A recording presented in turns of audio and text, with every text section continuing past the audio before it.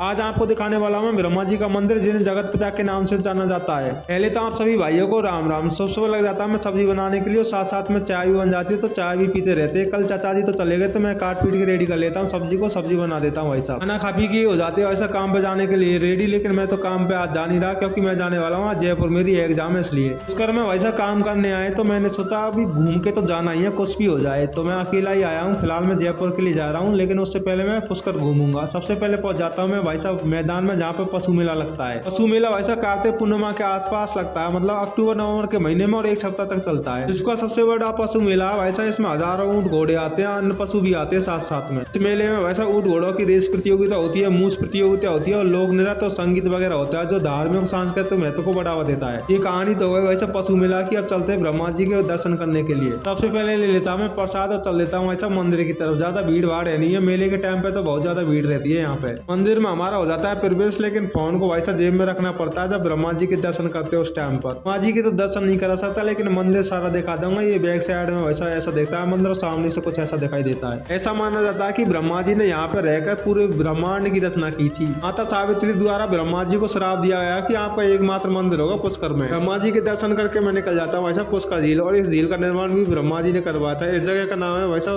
ब्रह्मा घाट। पुष्कर झील में वैसा काफी दूर से श्रद्धालु आते हैं डुबकी लगाने के लिए। इसको पवित्र झील माना जाता है, इसको तीर्थराज के नाम से भी जाना जाता है। पुष्कर झील वैसा काफी मंदिरों काफी घाटों से घिरी हुई है, तो इसकी सुंदरता को और ज्यादा बढ़ावा देते हैं। पुष्कर झील का नजारा वैसा देखने लायक है। इसमें बीचों बीच एक मंदिर भी स्थित है। माँ जी के दर्शन कर लिए, पुष्कर झील भी देख लिया और पैदल पैदल निकल रहा मैं वैसा बाजार में होके बस स्टैंड पर। कल मेरी ग्रुप डी की एग्जाम है तो मुझे जयपुर जाना है, तो मैं बैठता हूँ बस में। फिलहाल मैं जा रहा हूँ मैं अजमेर। यहाँ पर मुझे लग गई थी वैसा भूख, तो मैं चला जाता हूँ होटल पर खाना खाने के लिए। खाने में वैसा राजस्थानी थाली मंगाता हूँ तो सादा वाली। फिर बैठता हूँ मैं स्लीपर बस में, वैसा सोता सोता आया था, मजे आ गए थे इसमें। तो 2-2.5 घंटे कैसे निकल गए मुझे पता ही नहीं चला। फिर रहता है वैसा सिंधी के, मुझे जाना जगतपुरा, तो मैं करता हूँ वैसा ओला वाली बाइक में बैठ के निकल जाता हूँ मैं जगतपुरा के लिए। जगतपुरा मैं इसलिए जा रहा हूँ क्योंकि मेरे मासी जी के लड़के यहीं पे रहते हैं। फाटक को पार करके पहुंच जाता हूँ मैं सबसे पहले ई मित्र वाली दुकान पे, क्योंकि मुझे निकलवाना है एडमिट कार्ड। सुबह फर्स्ट पारी में मेरा पेपर है तो मैं अभी निकलवा लेता हूँ इसको। फिर आ जाता है मेरी मासी जी का लड़का सुनील, तो इसके साथ पहुंच जाता हूँ मैं रूम पर। और आज स्पेशल बना रहा है ये मेरे लिए। ये वैसा मौसा जी यहीं पे काम करते हैं मार्बल का, इनके साथ ही रहते हैं और हमारी सब्जी बनती रहती है और ग्रेवी हम रेडी करते रहते हैं साथ साथ में। आज तो वैसा काफी दिनों के बाद खाऊंगा मैं आलू के स्पेशल। ये वैसा मोटू मेरी मासी का बड़ा लड़का। फिर खाते हम सभी की सभी साथ में बैठकर खाना। फिर चला जाता मैं वैसा लड़वन से मिलने के लिए। मेरी बुआ जी का लड़का बार बार फोन कर रहा था कि मिलने आ जाइए, यहीं पे गाड़ी चलाता है। आपको ये ब्लॉग पसंद आया तो लाइक करना, कमेंट बताना कैसे